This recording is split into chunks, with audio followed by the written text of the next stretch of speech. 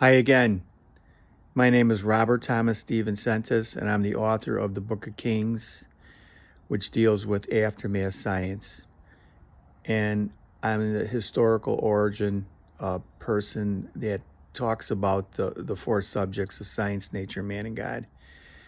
So it's the historical origins of those subjects that's in the Book of Kings.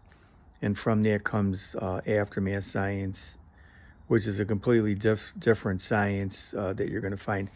Tonight, we're going to be talking about the book again. And here's a copy of the book. I always show you that. In God We Trust. And tonight we're going to be talking about, can the USA, the United States of America, survive? Survive what? Well, in time, countries come and go. There's no great certainty that the United States of America will remain forever. Like a lot of good countries and stuff, or they come together and then they build. But what's happening in today's society, where I was born anyway, there's been great changes on the face of the earth. There's a lot of things happening in the world today. The proclamation of climate change. To what degree is God involved in that? Ever wonder about that? There's things in the Bible that says that the desert areas will bloom again, and that rivers, great rivers, will dry up. And these things are happening today. So, to what degree does God play a role in that, in the health of our world that we live in? And yes, we should be good stewards. However, I think there's a lot of craziness in science, because science thinks that science brought about everything and that they can understand a miraculous creation by God, when the toolbox that man has is incomplete, and he doesn't understand that God is the creator and he made the world not to be moved, and these kinds of things. So the United States of America becomes a country, and I talked about this before, and this is the beginning or the third thing of a trilogy, where I talked about the door of life and the door of death. And then I also gave a talk on invincible ignorance. And this one here is the survival of our nation, which is a very important question. So I gave you the history. Don't try to say that it's different. It's not. I'm the historian. I'm not a theologian, but I have to believe that Christians came to this country from all different countries. They planted their flags here. The people that lived here and eventually became a country, the United States of America, separately from that of Europe, were already Christians.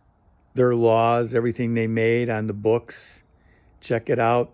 Their prayers, the coming together, the Declaration of Independence. They had talked about life, liberty, and pursuit of happiness, were endowed by the Creator. And whose Creator was that? Well, they put hands on the Bible. That's the God of the Old Testament and the God of where Jesus Christ becomes who's the second person of the Trinity, becomes man and enters into his own creation via the woman, the Virgin Mary. So we take this, and a Christian nation, Judeo-Christian, can't forget about the Jews. And when God was making a new covenant, not like the old covenant, he wasn't destroying the old covenant, the covenant there with the Jews and what they believe in their sacrifices and the things that they had. Actually, Christ did the Passover with them the night before he was crucified, or that night when he was taken into captivity. However, the Jews, they have to keep the law. That's the way of their salvation, whereas we're not foreign to the law. We have to keep the law too, but we're under faith in Christ. we get our freedom. And the Ten Commandments are still enforced. However, they've gone by the wayside in the United States. They're no longer enforced. The lawyers came along and they were able to convince the courts on many issues. And now atheism and these types of things have taken over most of the country. And in the political realm and in the judicial realm too, it's made its rounds into there and changed the laws.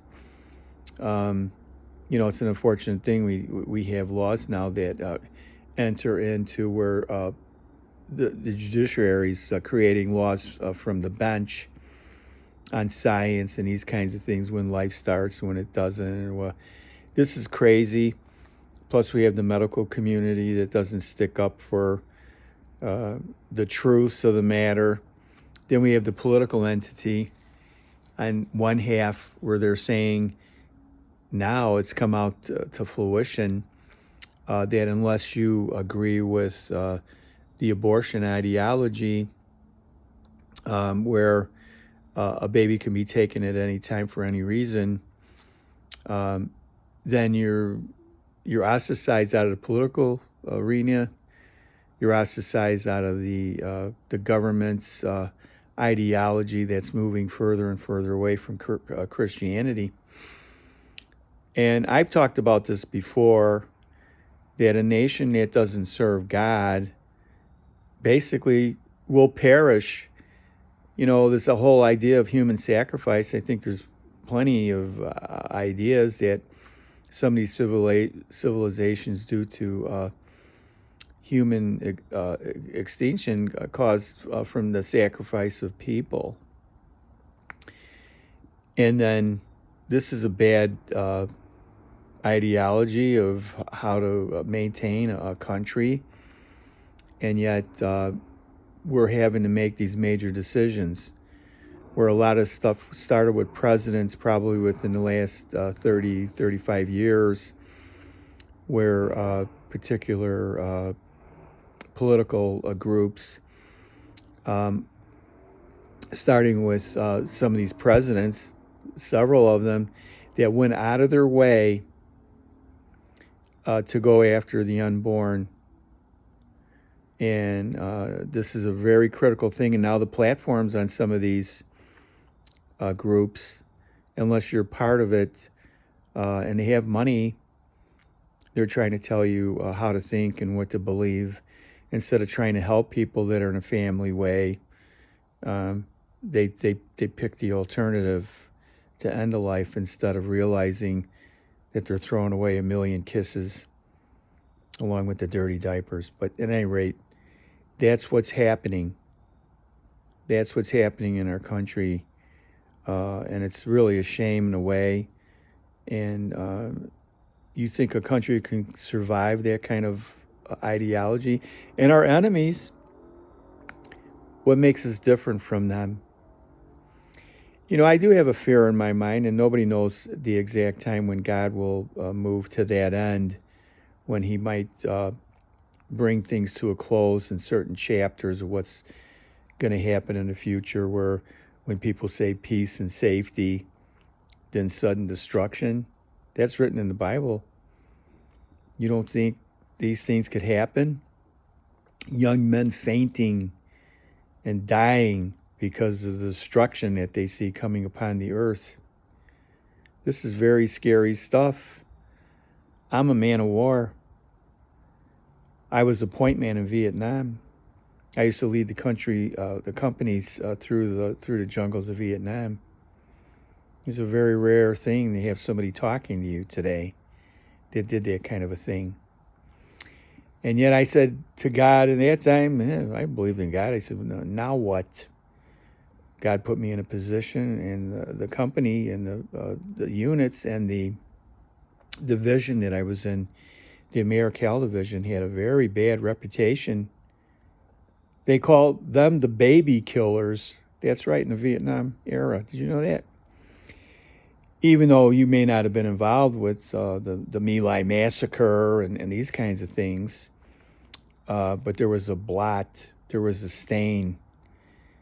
And now today, everybody's numbed to the idea that it's okay to do these kinds of things, and that's where I came in with the idea of ignorance to the degree that people don't know what they're doing. God has been very merciful over the years in that He didn't destroy Nineveh, and even though the prophet Jonah, who God loved, did everything, Jonah said, "Oh, I knew you were going to spare these people," and he was upset about it. But God said, "Well, these people don't know their left hand from their right." And that's what today is too. We have a lot of that in our society. And so let's get back to the topic. What about the United States? Will it survive? Yes, it can. It can survive. It has to revert back to the belief in the 10 commandments of God. Those have not gone away. Going to church on Sunday, being a good neighbor, helping people. That's not to say that it doesn't happen, but not to the degree that it should be. These things are disappearing. They're in academia. They're gone. These professors have none of this. The ability to speak about Christ in schools is, public schools is not there. Prayer, all that was taken out. And it was a ridiculous thing because President George Washington prayed about Jesus when he was in this, these different areas in when people are coming together for government. So that's a silly notion that we're not a Christian nation, but we are moving toward that end. And I believe that if faith in Christ and the church is gone, then you're leaving the door open for the demise. We have great enemies that are against the United States of America, and everybody has nuclear powers and all kinds of things happening. We're almost in a world war. But I honestly believe that something will come about where there'll be a false peace, a false peace in Israel, because the world in itself hates Christians and Jews. And you start coming together, all these different nations, and that they don't proclaim God. In fact, it's the sovereignty. What's happening right now in the world is all these countries are giving up their sovereignty to a globalistic ideology. It might look good on paper, but in reality, you give up your freedoms, your constitution, the things that you believe in, and that's not good. That's a terrible end. So I'm dead set against that, giving up our rights and things of this nature, your freedom of speech. Look at Europe now. Think of all the different countries now where you don't have the freedom of speech, where you can't defend yourself. The government has all the power. That's why our founding fathers had the First and Second Amendments. And if people allow that to be taken away, that in itself could bring about a quicker demise of a nation. But above all, let's look at the big picture as I come into a close here. And I did talk about Israel. They are God's chosen people. They're His inheritance. The Gentiles, a light to the Gentiles. That's what Christ was. And the glory of Israel. Don't ever forget that. If there is a blindness in the world, and there is a blindness in the world, but God's going to let that play out. No one can come to the Father except through me, Jesus Christ. That's what He said. And that's what's going to happen. I believe what the prophets have said and the apostles. that when the fullness of the Gentiles, that would be me. I don't know if I'm Jewish or not, but somebody said I might have some Jewish in me. I'm not sure. But that's a good thing if it's true. It said that in the end times, things will not be the same anymore. Well, God will have a determinate number, and then things will turn back on the blindness of Israel and because of Christ. Now, of course, the apostles and all those were Jews. They started a faith, and I said at the end of many of my talks that I'm a Roman Catholic, and that is the greatest faith on the face of the earth because of the sacraments. You can't get any better than that. The greatest faith on earth happens to be with Jesus Christ and his church, and it happens to be the Roman Catholic Church.